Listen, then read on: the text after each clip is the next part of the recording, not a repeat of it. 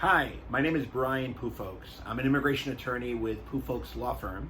Puffolks Law Firm is a full-service immigration law firm, and we serve clients throughout the 50 states, as well as in many parts of the world. Today we're going to be discussing the New York Excluded Workers Fund, which is a new fund which entitles many immigrants, up to 300,000 undocumented immigrants in New York, up to $15,600 if you lost income because of the pandemic. So, before we get started, just do me a favor and like this video, and if you can also subscribe to the channel so you can be aware of any future content. The New York Excluded Workers Fund passed in April, in part because of, I'm proud to say, my local senator who represents the area where one of my offices is located, Senator Jessica Ramos, so thank you very much, Senator Ramos. Starting next month in August, people will be able, people who may qualify can apply for these funds. So today's video will be short.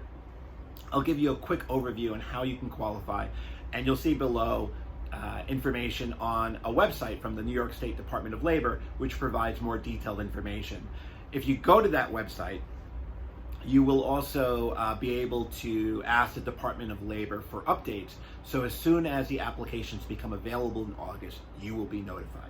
So how do you qualify? One, you have to have been living in New York State before March 27, 2020.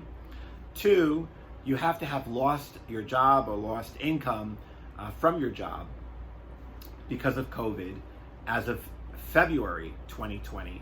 And by the way, losing income, it could also mean that someone in your family, the breadwinner in your family, became disabled or died because of COVID. That would be that would count toward the second qualifying factor. And then third, you did not qualify for any of the unemployment benefits related to COVID or to any of the stimulus funds related to COVID. So if you can meet those three criteria, then you might qualify for the $15,600, and there is a certain amount, I believe it's $780, that they would subtract for payment of taxes. As part of that application, you should also submit your taxes for either 2020, 2019, or 2018. If you can't, if you don't have taxes, you should be able to prove that you did lose the income that you state you lost. If you can't prove that you lost the income and you don't have the tax filings of 2020, 2019, or 2018, there is a second tier of the program that you may qualify for, which is up to $3,200 with a small amount, I believe $160, that would be accounted for taxes. So take a look at this website below and to apply sometime in August, and you'll be notified if you ask for updates exactly when that time period is. The other thing I'd like to mention is that New York also passed another law, which is the Emergency Rental Assistance Program. And those applications became available in June. And again, it's for people who, because of COVID, were not able to keep up with their rental payments. Now, this law is intended for people who are lower income.